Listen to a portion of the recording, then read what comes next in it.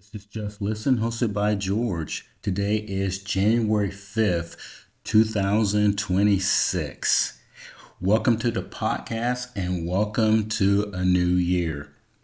Like I previously told you, I'm very excited about this year politically because there's going to be a lot to talk about and to give you facts and data on.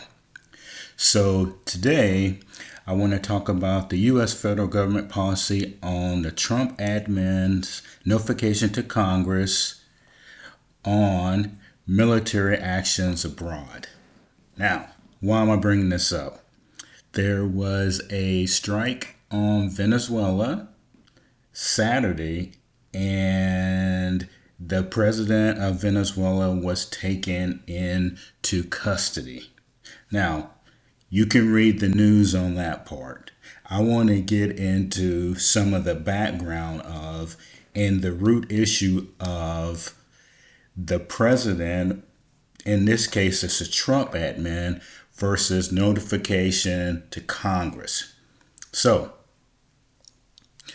the notification to Congress is primarily governed by the War Powers Act of 1973. Well, it's a War Powers Resolution, requiring the president to inform Congress within 48 hours of introducing armed forces into hostilities, detailing circumstances, scope, duration, and authority, aiming to restore balance by ensuring Congress can vote on continued deployment within 60 to 90 days unless authorized, though presidents often view the War Powers Act requirements as advisory, not mandatory.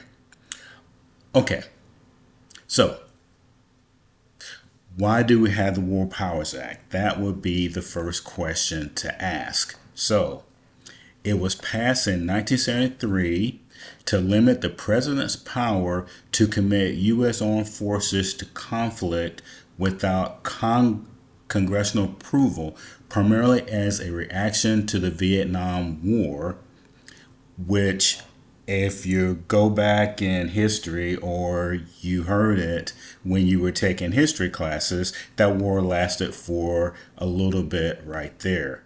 And the president tried to veto it at the time. It was Nixon, and Congress overrid the veto. Now, there's no reason to go into the details because the essence of it is that the executive, the president, waged the war, and Congress said, no, we need to be notified and we need to know the exact reason why this is going on. Now, here is where I want to dig in a little bit. So, I want to talk about again the key provisions of the War Powers Act. Okay, so 48-hour notification. The president must report to Congress within 24 hours of committing armed forces to armed conflict or situations where involvement in hostilities is imminent. Now, let's frame it with the Venezuela conflict. Let's call it that. Now, the reason that I'm digging in and giving you details on this is the mainstream media, the way that they are reporting it is a little bit misleading. So, if you look at the language of the actual resolution, it says that report to Congress within 48 hours. It doesn't say that you have to tell them first. So that's the first bullet statement. Now, when Congress is told within the 48 hours, the report must explain the necessity, estimated scope and duration, and constitutional legislative authority for the action. Also, there's a 60-day limit. Without a congressional declaration of war or specific authorization, forces must be removed within 60 days with a possible 30-day extension for withdrawal. Congressional role. The War Powers Act provides expedited procedures for Congress to consider authorizing or disapproving the use of force. Now, that's the War Powers Resolution. In the last 24 hours, I've heard, well, is it legal? Well, can we actually go into a country and do that? Remember, and I talked about this previously, and this is a fact, the executive, the president's job is to enforce our laws. And a president does that through executive action. Now, that's not just a statement, that is a fact to where we are currently at. So the narrative of bringing on attorneys on the mainstream media saying, well, what do you think about this? And what the actions are.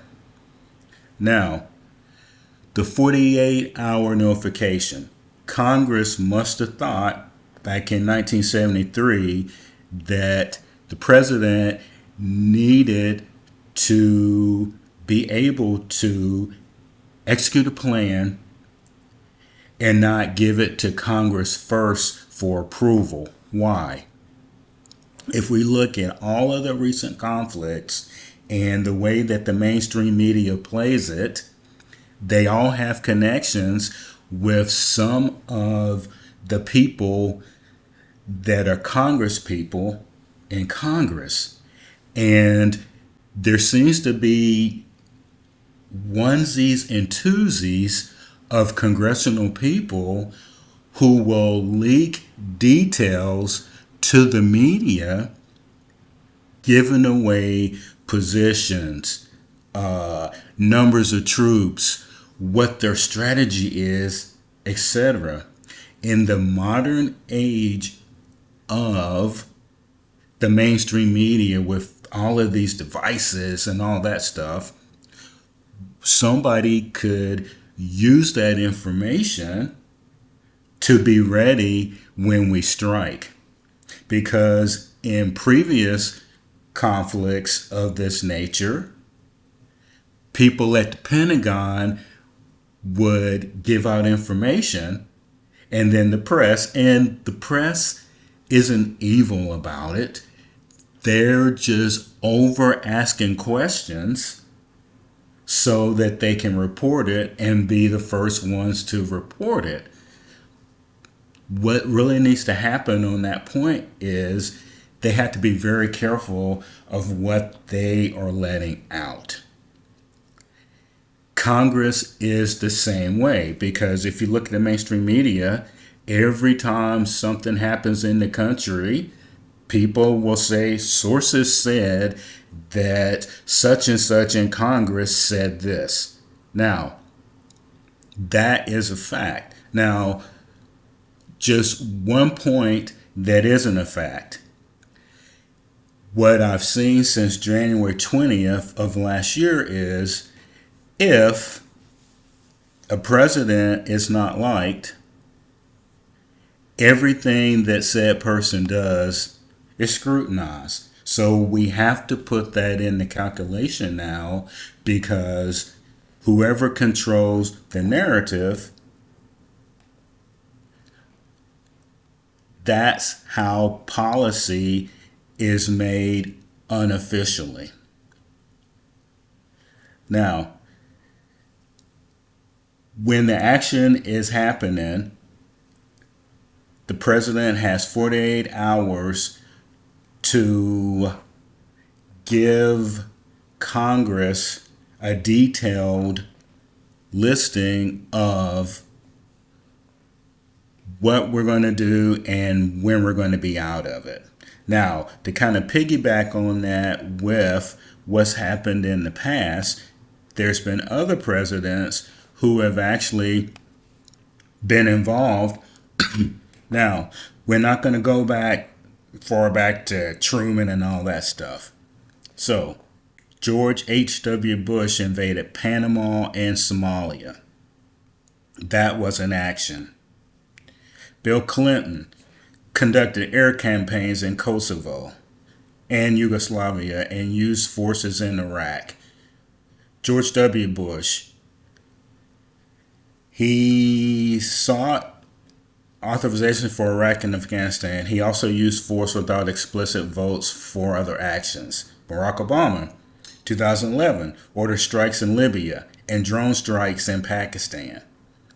Okay, so what's happening with Venezuela is not the first time that these actions have happened.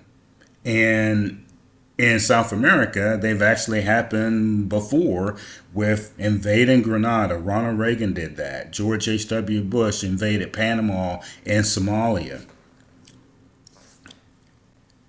So these actions aren't different. The difference is the intensity of being scrutinized and possibly putting troops in danger by the mainstream media has actually intensified, and the facts of why the president went in there, and the president laid it out, and you can find that information out there. But this wrangling and struggling between the executive branch and the legislative branch just keeps going on. In the mainstream media, it takes them at least 1 or 2 weeks to give you pointed facts. And also, there's onesies and twosies of putting out information that if it would have been released prior, could have put troops in danger. And when you are forming opinions to give to the American people, as I stated all last year, you have to lay out the facts. So the